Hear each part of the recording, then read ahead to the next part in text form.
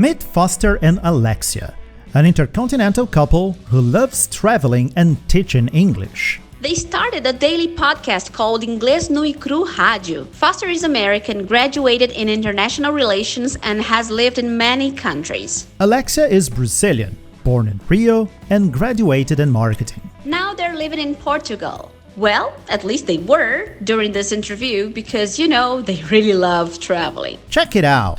1, 2, 3 o'clock, blah, blah, spot. Hello and welcome to the Blah Blah Spot. Hoje o papo vai ser quase todo em inglês, porque nós temos dois convidados aqui, que são muito experientes em podcast. A gente vai aprender muito com eles hoje, não só sobre podcasts, mas sobre language learning, que são a Alexia e o Foster do Inglês Nu e Cru. Welcome! Obrigada, thank you so much. Thanks for having us. So, first of all, I'm so glad to meet you, Foster and Alexia, right? I love your names, first of all. It's great. I think you have names to teach English. Yes, right? Maybe we do. Yes. Yeah, Alexa is not very common. Yeah. I've never thought about that, but to foster can be a verb, which is like to care for, to teach. Exactly. Yeah, you're on to something there. Thank you. It sounds like you are a general or something, General Foster or Colonel Foster. That's so nice. I love your name. That's it. Do you speak other languages or just Portuguese and English? I speak Spanish, English, Portuguese. Alexia speaks some French. I can read French. Nowadays, I can't speak French that much. But nowadays, I say as well that I speak Brazilian Portuguese and European Portuguese as well, because there is a huge difference here. And we are in Portugal. So, yes. Yes. Can you give us an example of a difference between Portuguese and Brazilian Portuguese? Where do you want to start? Então, o mais fácil de todos é banheiro, né? Banheiro. Nós somos... Aqui pode ser casa de banho ou quarto de banho. Não, mas ninguém fala banheiro. Não mesmo. E aí, a segunda opção seria, nós brasileiros sempre falamos, estou indo ao supermercado. Aqui estou a ir ao supermercado. Isso, não tem gerúndio. Não existe gerúndio quase. Então, assim, é sempre o verbo. Estou a ir ao shopping, estou a ir fazer compras, estou.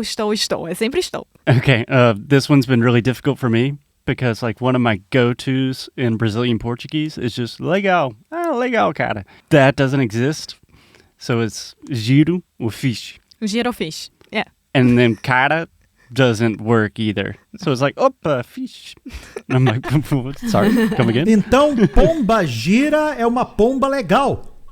Exato, é uma pomba legal. Exato. Abriu meu horizonte agora. Mudou minha vida. E Fábio, talvez tenha vindo até daí, né? Essa pergunta pro Fábio e pra Alexia, que são brasileiros como eu. Vocês não acham que entender o português de Portugal é mais difícil do que entender a diferença entre inglês americano e britânico? Eu confesso que sim. Eu entendo melhor, eu acho, que o inglês britânico do que um português falando muito rápido. É que vocês já moram aí, né? Então eu acho que já acostumaram. Mas eu acho difícil entender português de Portugal. Então, na verdade, assim, a minha família toda é portuguesa. Então, quando eu vim pra cá, eu já não tive o grande choque. Sabe? Eu tive o choque com as expressões novas, mas não do sotaque em si, principalmente o sotaque do norte, que minha família toda é aqui do norte de Portugal. Agora, o Foster teve o choque com sotaque total. Você, Fábio, como é que foi? Eu dou mais risada. Eu acho que os norte-americanos, por exemplo, eles não dão tanta risada quando um britânico fala do que quando um brasileiro dá risada quando um português fala, mas não para sacanear eles, mas porque tem coisas maravilhosas. Por exemplo, em Portugal tem a Feira da Foda. Sabia? Tem. Sabe o que é foda? Tem. Não, foda é uma carne, é um alimento. É um cordeiro, se não me engano, né? Eu vi um vídeo onde tá todo mundo cantando assim, ó, vamos a foda. E desculpa se a palavra é um pouco chata, mas o que eu posso fazer? Não é que a gente tá debochando do português. É estranho. É uma palavra que aqui é usada para outro sentido, né? Também.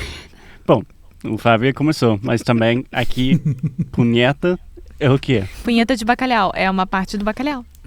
É um prato. Mas que coisa então, poética assim, isso. Então, eu já aprendi muito com os portugueses aqui. Muitas coisas que eu posso falar e que eu não posso falar. All right, so how did you learn English? Going back to the question. My parents, they always thought it was a very, very good idea for me to start learning English. So when I was born, my dad was like, okay, she's going to American school or to the British school because I want her to really, really speak good English because this is the future. When they saw the prices of those schools, they decided, no, it's a no, big no. So I went to a traditional high school and all good. And then I started to learn English when I was 5 years old, just as a second language because of my parents, because they really understood the importance of it. I was very privileged because not all parents understand that or they can pay for that because it's really, really expensive in Brazil to do that. But that's how I started. Yeah. Amazing. I was confused by your story. You said you went to high school and then you learned it started when you were 5 years old. Yeah, I got a little bit confused too. See, I am nervous. Então, na verdade, eu fui para uma escola normal. Fiz colégio, tudo direitinho e, além disso, eu fazia francês na escola e fazia inglês num curso privado. Sim. Normal, que existia. Então era isso. Eu fiquei pensando, será que ela foi pro ensino médio com 5 anos? Nossa, ela é realmente prodígio. Brilliant. Quem dera. Prodigy No. child. Your Yeah, English is amazing, so- Alexia. Very good, really. Thank you. Thank you. And what about you. Foster? Thank you. Foster is saying thank you. I'll take credit for that one. Wow. Of course, you're responsible for a little bit of her English as well. A little bit. Are you asking about my Portuguese? Yes. Yeah, you speak Yeah, so Portuguese, right? Eu falo. So I learned Spanish before I learned Portuguese. And maybe I was 22, 23 years old. I decided to do an MBA program, an international MBA. Not because I was particularly interested in business, but because it was from my home state of South Carolina. So it was relatively inexpensive for me because I could get scholarships because I'm from there. And part of the MBA was you have to spend a year abroad and learn a new language that you don't already know. So one of the options was to go to Rio for a year. And I was like, that sounds cool. And yeah, that's when it started. And what was the most difficult aspect of Portuguese for you to learn? That is a good question. Well, you knew Spanish before that. I think the transition from Spanish to Portuguese, maybe. I think the most difficult thing, it's hard to say because like learning your first, second language is always going to be more difficult than your third or fourth foreign language. So learning Portuguese was much easier for me compared to learning Spanish. But the sounds, at least in Brazilian Portuguese, they're a lot more like phonetically, there are a lot more sounds in Brazilian Portuguese. So like nasal vowel sounds, Right. that was really difficult. How long have you been comparing to speaking Spanish. Portuguese? Comparing Carina's to giving me a Spanish, face. yeah. Then Spanish, right? Because English, you have more vowel sounds than we do in Portuguese. So, yeah, we have the nasal sounds. And in but- Bahia too. Sorry? Bahia too. All the songs in Bahia, they have lots of vowels like aye, oe, ao. Yeah. It's incredible. Some of the songs they don't even have consonants. Like for example, fado, the kind of the typical music in Portugal that you may know, it's only with consonants. Pay attention. It's just it's incredible. You don't have any vowel in that thing. Fado is impossible to understand, yes. In which language do you communicate at home? Is it a mix of both languages or you have your favorite one? I think it's a mix. In the morning, I would say it's Portuguese for me and English for him. But during the day, it's a huge mix. Sometimes I am speaking English and he's speaking Portuguese. And sometimes I'm like, não, eu não consigo nem falar português hoje de tão exausta que eu tô, eu não vou falar nada. And the same for him. So, yeah. Yeah. I'm very unaware of what language we're speaking. Like we start mixing words. There's certain words that we only say in certain languages. Like Alexia always says Kingchinya. Like, I want to be Kingchinya. Kingchinya. Like Alexia loves to be Kingchinya. She could say nice and warm and cozy, but that just works better in Portuguese for her. So, what is the best language to argue? Oh, my own. Com certeza, meu português. So when the thing is one. really hard, when you guys are really arguing, he goes in English and you go in Portuguese. Com certeza. Amazing. Mas I have to say that one time I was in the United States and I was feeling very sick. Like, it was horrible. And the whole situation, it was in English. So I was like, okay, I can be sick in English. This is amazing. Have you ever faced any situation like that in which you were supposed to be speaking in one language and then the other language came out of the blue? I have an example from this week, if you want. So I try to do everything in Portuguese here, in European Portuguese. People are wearing masks and they speak very fechado, but I'm trying to force myself. But the only thing I don't do in Portuguese is talk to my psychologist. She speaks English perfectly. And it's like, that's the one area where I just don't have the vocabulary to talk about the depths of my soul in Portuguese. But I've noticed whenever it's like the opposite of you, Carina. Like if something scares me or like our dog starts barking, I'll be like, caraca, que foi isso? But like Portuguese comes out instead of English. So when I'm thinking seriously in English, Portuguese comes out. That's interesting. I think it's like part of my brain. Comendador, you know, it's like Comendador from the soap opera. É verdade. Ele não assistiu, mas é verdade. É verdade. É verdade. Não é? I was nodding my head like I understood that reference. Não, ele é o Comendador. Tá falando em português, e daqui a pouco ele tasca o inglês no meio. Sabe onde isso é muito comum? Em filmes indianos. Sabe, aqueles filmes de Bollywood, porque eles tiveram 300 anos de colonização praticamente inglesa lá, né, um domínio. Então, gerações nasceram falando inglês. Então, eu acredito que a Índia, por causa disso, é o país onde que não é um país de língua inglesa, onde mais se fala inglês. Eu acredito que sim. Justamente por causa disso. Então, nos filmes de Bollywood, é muito comum, eles estão lá falando hindi, e daqui a pouco tasca ali, you know what I mean? Sabe, no meio, assim, opa, que isso? É sabe? muito legal, muito, né? Curioso. Muito curioso. É muito legal. So, tell us about Inglês Nu e Cru, the podcast. How did it start? And I just want to know everything about this podcast. Me too, please. It's a long story. I'll try to condense it into the short and sweet version. I always wanted to make a podcast. I've always been like an audiophile. I was listening to podcasts way before it was cool. Always wanted to make a podcast, just never had anything to talk about or anyone to talk about it with.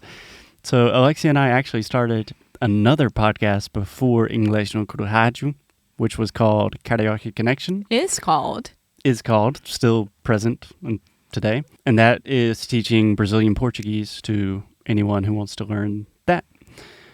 And essentially the idea was just like, we could create a radio show and I can improve my Portuguese at the same time. But no one was really listening to it. And at the same time, I was living in Brazil and everyone was asking me to teach them English. So we were thinking, we should probably be doing this the other way around. So we were staying in an Airbnb in Rio de Janeiro. I recorded the first episode in a bathroom of an Airbnb. And then some people listened, very 8 good people acoustic. downloaded. Yes. Yeah. And then I got Alexia starting to speak English and it was on Spotify and we kind of right place, right time. And it kind of ran from there. Yes. 950 episodes later. Still No doing way. it. Whoa. All that? Almost 1,000 episodes. Sim. This is amazing. Sim. The idea was Wow. a daily podcast. Sounded like a good idea at the time. But what is the length of each episode? 15 minutes, more or less. Still, Yeah. Still, you have to 10 to plan, 20 you have minutes. to record it, you have to do a good job, and once a day. Wow. Fantastic. And what are the episodes about? So it depends. So, for example, there is one episode that everyone loves, that it's my experience going to the United States and going through to the salinha to be interviewed by the police officer, because they were like, who are you? What are you doing here? And you are single, but you're going to meet your boyfriend and you're going to stay here for 3 months. No, you're going to salinha. Like, this episode was amazing because people can see like the real life, like, okay, Alexia had this experience and she had to do that all in English and everything was fine. It was scary. Of course it was. It's not a nice experience to have. But if she can do it, I can do it. I just need to learn from her experience. So what we try to do in Inglês Nu is to give our experiences to who is listening to us. So we can have weeks about mental health and we talk about that, our experiences with that. We can have a week talking about me going to stores in the United States, or we moving to Portugal, like anything that we want. Yeah, I think the premise of the show is Alexia and I are having conversations and I'm being her English teacher. Yes. But we're just having conversations that we would normally have. And we're recording them, and occasionally when Alexia makes a mistake, I correct her, and when there's like a teachable moment, we try to have English lessons in there. There's some structure, but it's very natural and conversational. Yeah. Yeah. So it's not like, okay, so today we're going to learn about the future. No, it's you talking about the future, what I expect about the future. And then if you think it's a nice time to teach something about the future, then you will.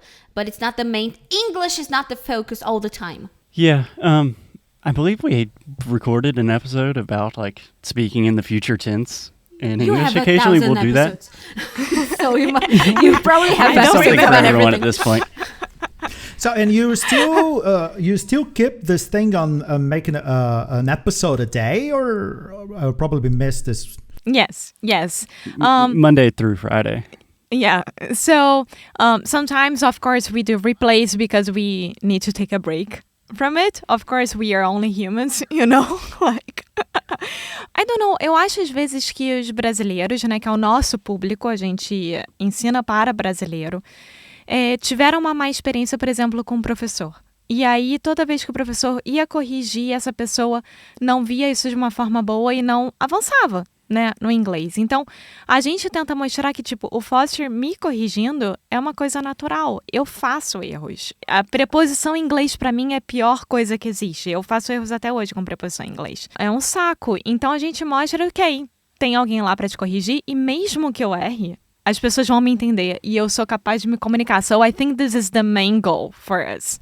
Não, e Alexia, uma coisa que eu não sei se alguém, se a CARINA percebeu, mas eu acredito que... Vocês moram aonde hoje? Onde vocês No Porto, moram? em Portugal. Tá. Estão morando, tá. A língua de vocês aí, a maior parte do tempo é inglês, pelo jeito. Dentro de casa. É um mix, lembra que ela falou? Não, eu sei, tudo bem. Por que eu tô perguntando isso? Porque ela falou agora que ela faz erros. Make mistakes. Ao invés de falar, eu cometo... Isso é uma coisa muito curiosa que acontece quando a gente começa a falar muito mais uma outra língua, né? É verdade, Mas eu nem tinha faço reparado. Isso também. Gente, eu não tinha reparado isso mesmo. Olha a vergonha. Mas é isso, é não, verdade. Mas isso aí tudo é isso aí, bem, mas vamos não embora. é vergonha nenhuma. Isso aí é uma coisa que acontece com a pessoa quando a gente entrega uma maior parte dos nossos dias, assim, trabalhando um idioma apenas, né? Ele interfere. É uma coisa muito louca. Sim, sim. E com certeza são 6 anos de relacionamento, tanto tipo como parceiros, tanto no negócio quanto em casa. Então, mais do que natural de ele fazer erros, eu cometer erros. E assim vamos. Yeah. I catch myself doing that in English quite often. Like, sure. I will say something that I normally would not say in English, but because I know our students or listeners will understand it, like I'll say, like, I really have some difficulties with this. Oh, like, eu tenho dificuldades. Yeah, but this normally, is a classic. In the past, I wouldn't have said that. I would say, like, yeah, that's really hard for me or something. Yeah. But now that's part of my English. Yeah. So I suppose that now your podcast is really your work. It's not just a hobby or something you do for fun. But I know how YouTube works. So I have AdSense, I have some brand deals. How does it work for you in a podcast? Financially? Yes. I'm curious. Are you rich? That's my question. How much do you make? I'm just kidding. We are not. If you want to get rich, I would not recommend getting into the podcasting business. I knew it. Bye. Okay, we're stopping our podcast right now. That's not totally true. If you had an American audience, so there are many different ways to make money from podcast. One of the main ways is through advertising. And like with the amount of people that listen to our show, if we had an American audience, we would be making like decent money. But because the advertising market for podcasts doesn't really, still a very nascent market in Brazil, it's complicated. So we can do that. We also sell courses. How else do we make money? We have the other podcast. We have another podcast yes. that we sell worksheets and products related to our language learning materials. Yes. So everything comes from the podcast and then like it spreads, like. Podcast is top of the marketing funnel. Yes, yes. É uma vitrine, né? Sim. Para o teu trabalho, né? Sim. You were there on display. E é assim que o YouTube foi pra mim por muito tempo, assim, sabe? Eu acho que eu não ganhava muito dinheiro com o YouTube. Era super pouquinho. Então por que tu continuava fazendo? Porque eu gostava, em primeiro lugar. Era uma coisa que não era por dinheiro, era porque eu gostava. Eu não tinha curso na época, mas eu acho que foi muito bom cada ano investido em YouTube pra essa formação da minha... As pessoas me conhecem, sabe? Mas tu foi super rápido. Rápido? Eu tô no YouTube há 7 anos. 7 não, mas anos, quando é que tu sabe? estourou? Quando é que tu estourou? Eu estourei, foi uns... Quanto tempo depois que tu começou? Uns 3 anos. Pois é. Mas pensa, 3 anos de trabalho duro sem ganhar nada? Não, eu sei. Tu tem que ter muita perseverança. Sabe quanto tempo eu fiquei no Twitter? Até começar a se anotar 10. 10 anos. Agora parece aquele sketch do Monty Python, onde cada um tá falando assim, não, mas a gente morava em caixas de sapato.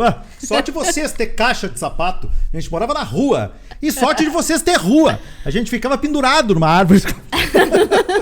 Cada um falava uma coisa pior, assim. Mas eu acredito que seja a mesma coisa com vocês, né, gente? Vocês, por muito tempo, fizeram sem pensar no dinheiro. Eu acho, tô fazendo suposições. Porque vocês gostam mesmo, né? Não pensando assim, vou ficar rico com esse podcast. Exatamente. Eu não faria um podcast por dinheiro. A gente não faz por dinheiro. Assim, claro, vamos ser sinceros, todo mundo tem conta pra pagar, tem boleto pra pagar, tem tudo pra pagar. E claro que dinheiro é importante, né? A gente precisa disso. Mas ao começar o podcast foi mais assim, vamos fazer disso nosso projeto pessoal e vamos ver o que dá.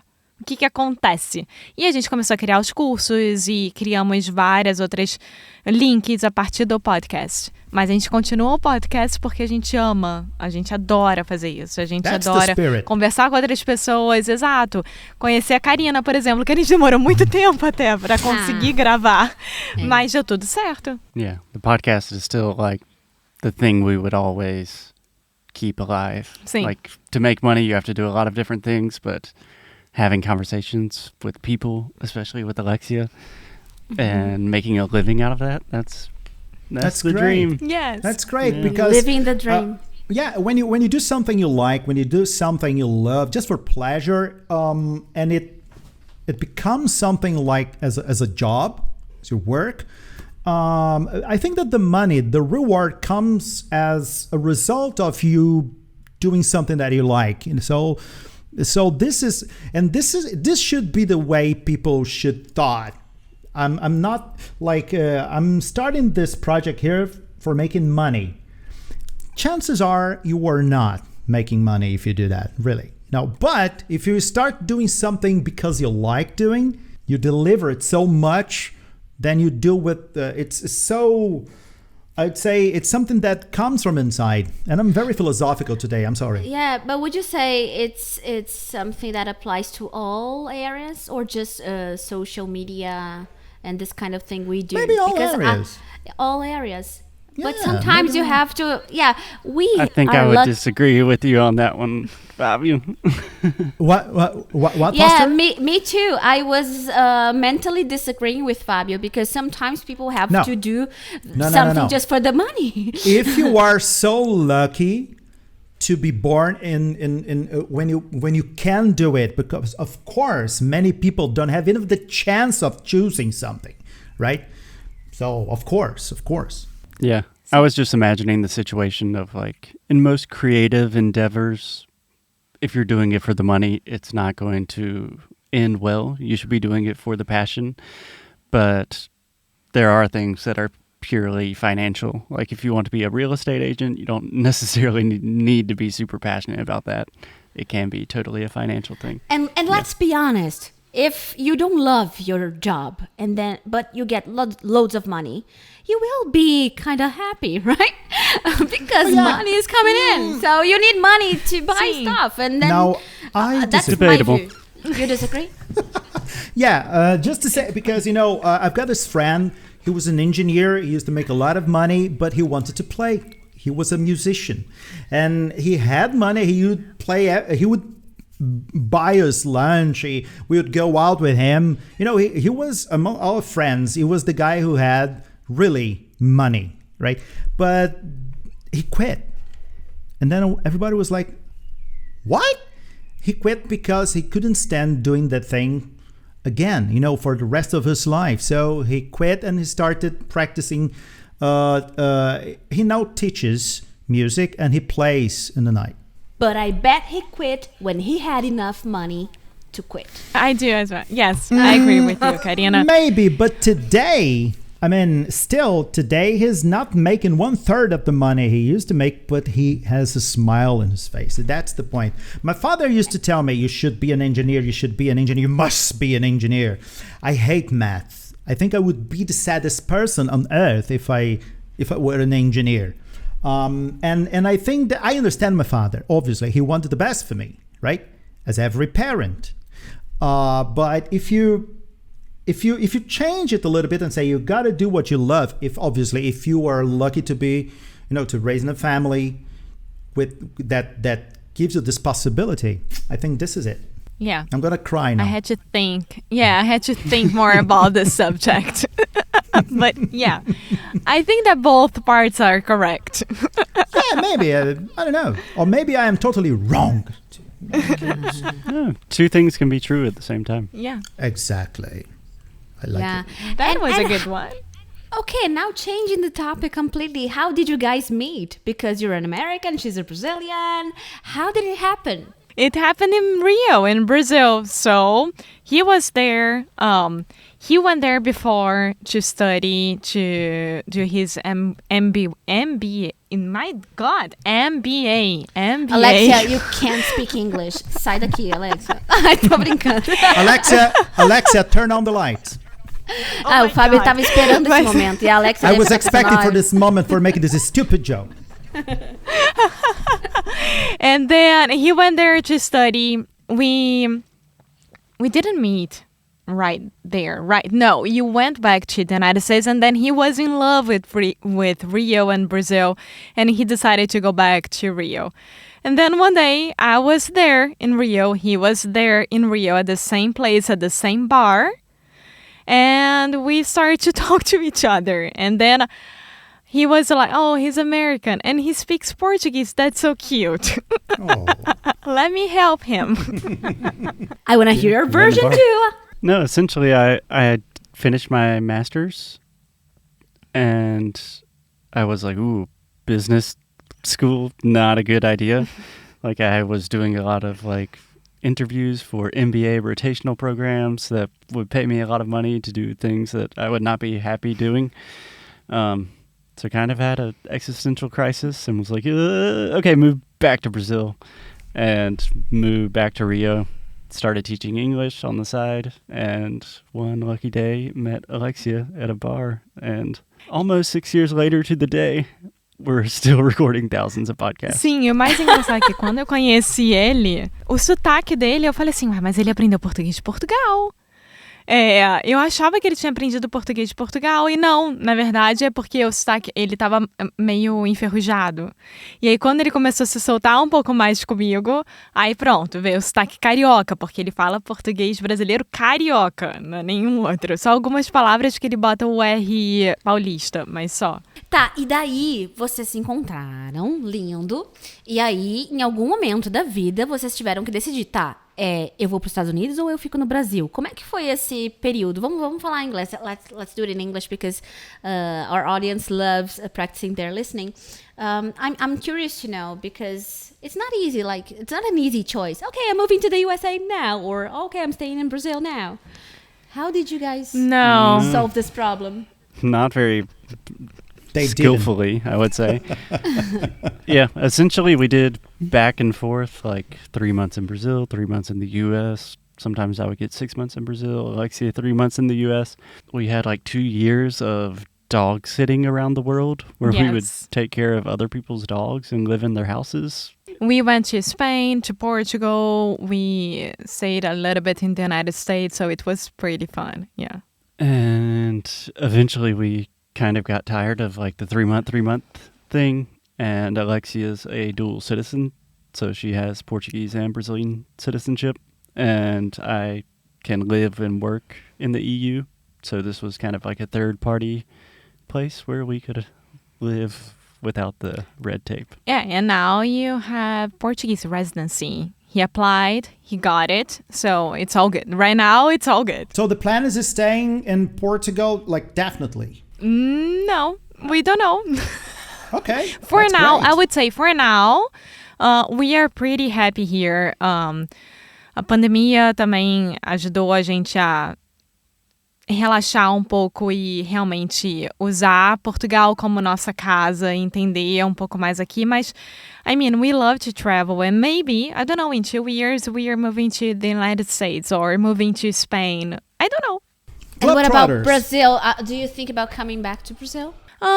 Right now, I don't see this happening, and I will explain why. I don't know. Foster is like me as well. I want to see the world. You know, like, Brazil is a big part of me. Of course, I was born there. I am carioca. I love Rio. I love Brazil. I love everything. But right now, I want to see some more. I want to travel around. And once you are in Europe, here in Portugal, you can get a car and road trip around everywhere. So we still need to do that. And because of our work that we can do from anywhere, it's easy. You know, we just need to manage things. We have a dog, so now we had to train him to be a road dog. But I mean, it's going to be okay.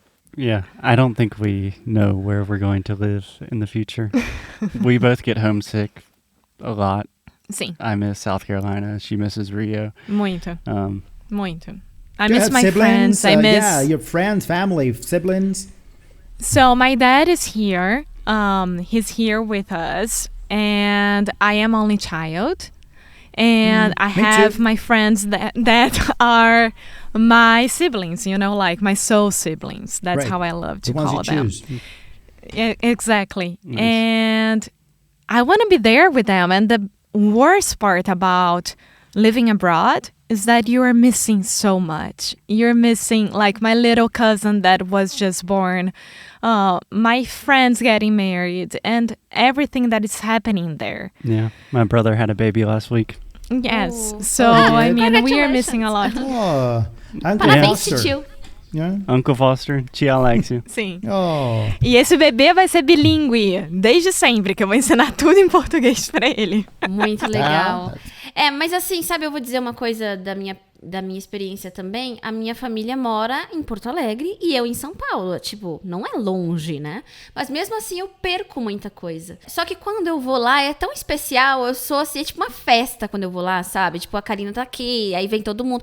Então eu acho que tem lado bom e lado ruim de tudo, sabe? Eu morro de saudade, principalmente agora porque eu tenho um filho e então meus pais estão perdendo a infância dele de perto, mas a gente se liga por vídeo todos os dias. But it's because of the pandemic, so we haven't been traveling because we're we're still a little bit scared. Now we have been vaccinated, so I'm feeling more comfortable to travel. But because of this damn pandemic, well, I haven't seen my father since January. It's been a long time. Sim, eu não vejo a família do Foz há 2 anos. Mas a gente não dá uma acostumada? Se a gente fica falando no celular, né? É uma acostumada que eu não sei se eu quero me acostumar tanto, porque vira comodismo, né? Claro que assim, óbvio, gente, envolve dinheiro, envolve tanta coisa, envolve muita coisa, mas se der, óbvio que o ideal é você ir, ficar um tempinho e vai no final de ano de novo e assim vai, né, na vida.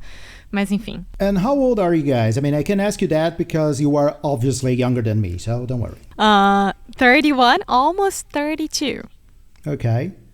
Pastor? Sim. The both of us. Yeah, the we're both of us, 31. yeah. Oh, Both of you. oh, that's great. Okay.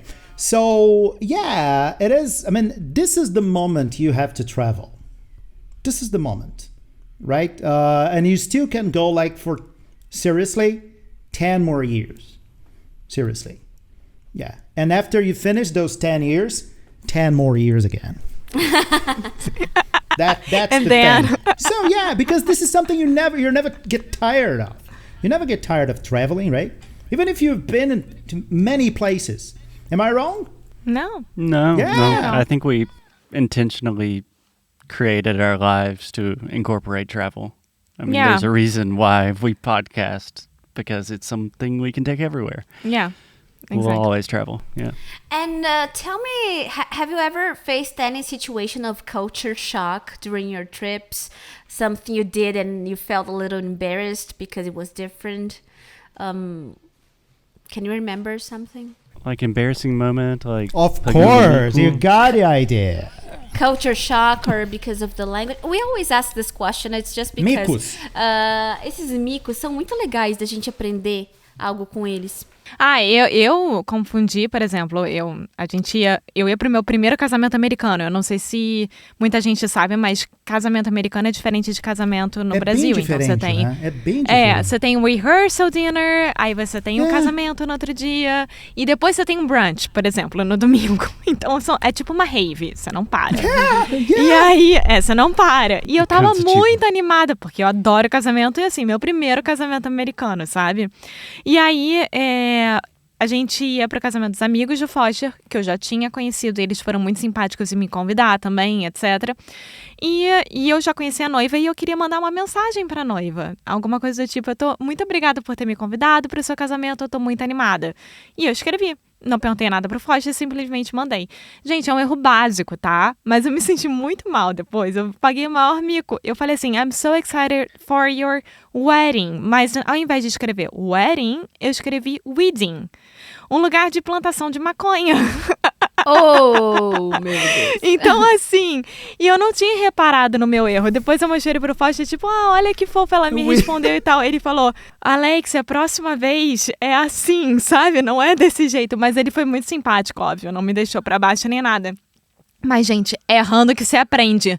Nunca mais escrevi o wedding errado. Nunca Unless mais. you are in Jamaica, which you probably you could do. Yes. Yes. And a lot of states in the U.S. nowadays. Yeah. É verdade. I have a question about this rehearsal dinner, as you said, right? What do you do? It's like the last chance to change your mind? What's the point of a rehearsal dinner? Que é o jantar de ensaio, né? Que você fala. Yeah, I don't really understand it either. I see as a welcome party. Sabe como... The way that Brazilians nowadays do as well. Então, é como se fosse uma welcome party, but welcome party for them is different than for us. So you have a big dinner with the both families and the people who are in the wedding, which means madrinhas, padrinhos, etc.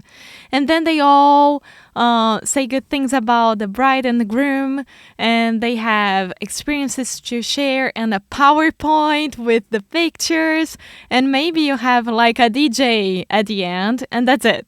No. So we have the rehearsal dinner, which is for people in the wedding, and everyone gives toast, and it goes on for way too long. PowerPoint, it's kind of confusing.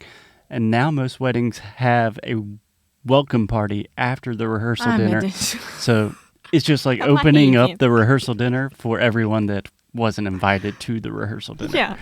You guys should have the There's a lot hangover going dinner. It'd be great. How about that? They serve only water and Yeah. engove. É só engove nas bandejas, engove. Exactly. That would be fantastic. Yeah, it's like, the Indian weddings are like that, like 7 days of feast. Something crazy, right?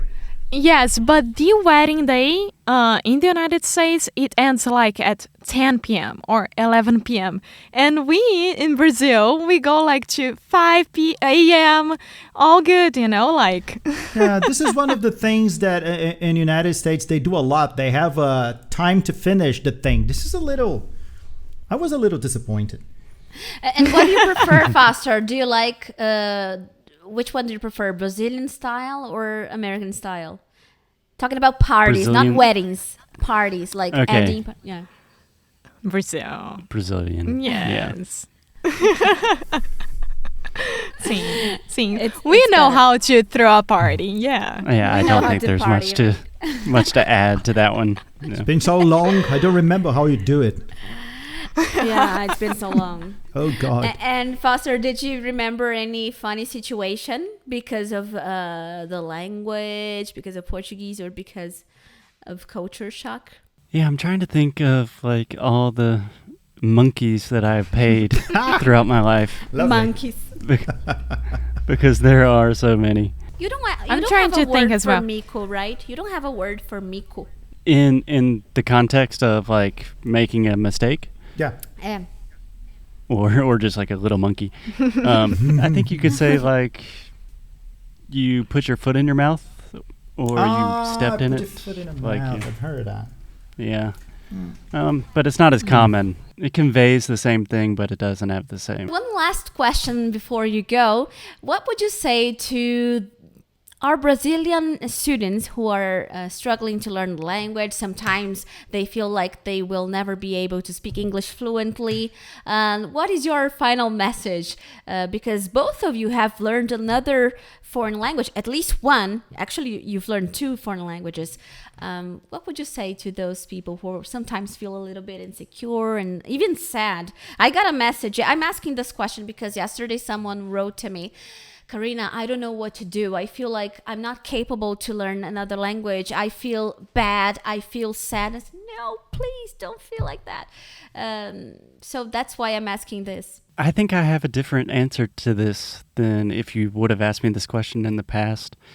I really believe that learning almost any skill, like any new skill acquisition, it's essentially the same thing. It doesn't matter if you're learning guitar, like I'm really getting into meditation. It's the exact same thing as learning how to speak a new language. But in meditation, you're not speaking at all. But learning any new skill, you have the same phases, the same frustration, the same like ups and downs where you get really excited and you have a breakthrough, and then the periods where you're really sad and you think you're terrible at it.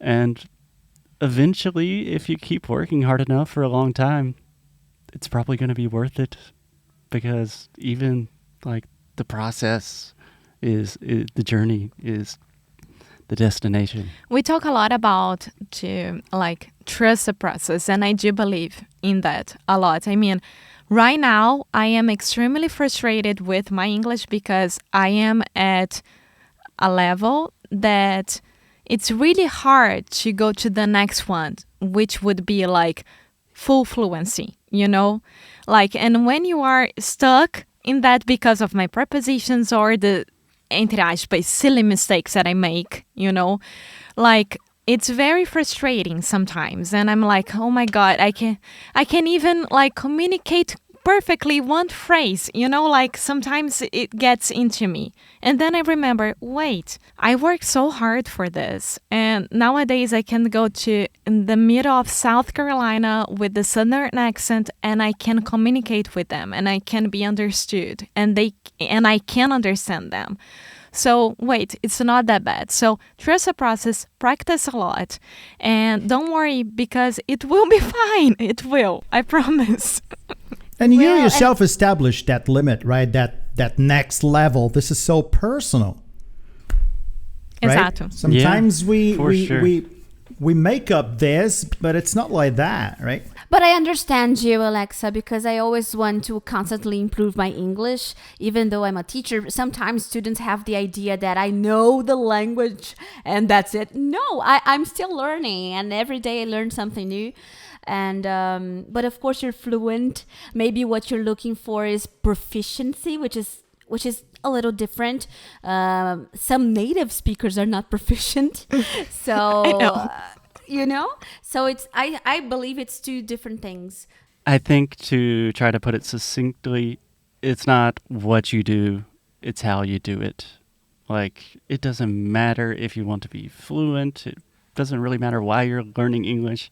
It's how you show up every day to do it.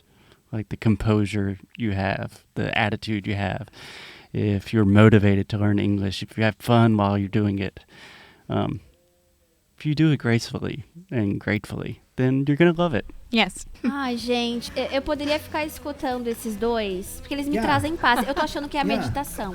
Será que é isso? O jeito que o Foster fala, assim, te dá uma calma, assim, uma coisa espetacular. Eu tô me sentindo, assim, ó, em paz pra continuar o meu dia aqui, focadíssima nas minhas coisas, porque, assim, vocês me acalmaram. Mas, gente, muito obrigada mesmo por compartilhar toda a experiência de vocês. Muito por legal. explicarem um pouco mais sobre o casamento americano, que eu não sabia, sabia? Eu não sabia, porque eu nunca morei nos Estados Unidos, nunca fui a um casamento.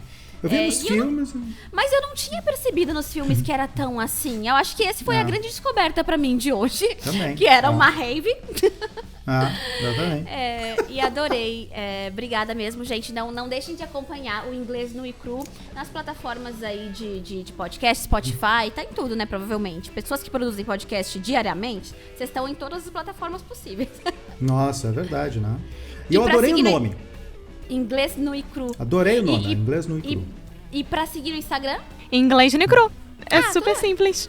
Super simples. E não esperem muitos posts, porque eles não estão fazendo dancinhas no Reels. Não mesmo, mas... Pelo menos eu não vou aparecer lá. Eu apareço, mas de qualquer forma. Obrigada, Carina, foi um prazer enorme. Fábio, foi um prazer enorme também. Muito obrigada. Prazerzão. Obrigada, gente. A gente se vê no próximo The Blah Blah Spot. Beijo. See you, bye-bye. Tchau.